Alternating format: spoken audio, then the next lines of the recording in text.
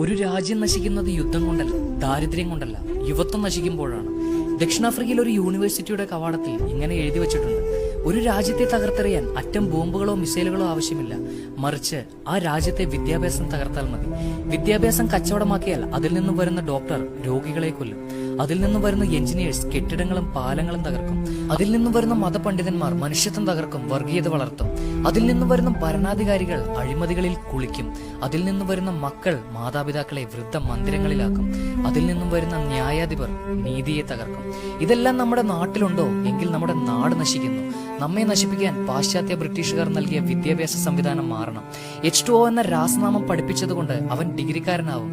എന്നാൽ വെള്ളമില്ലാത്തവൻ നമുക്കിടയിലുണ്ടെങ്കിൽ കൊടുക്കണമെന്ന് പഠിപ്പിച്ചാലേ നല്ല മനുഷ്യനുണ്ടാകും.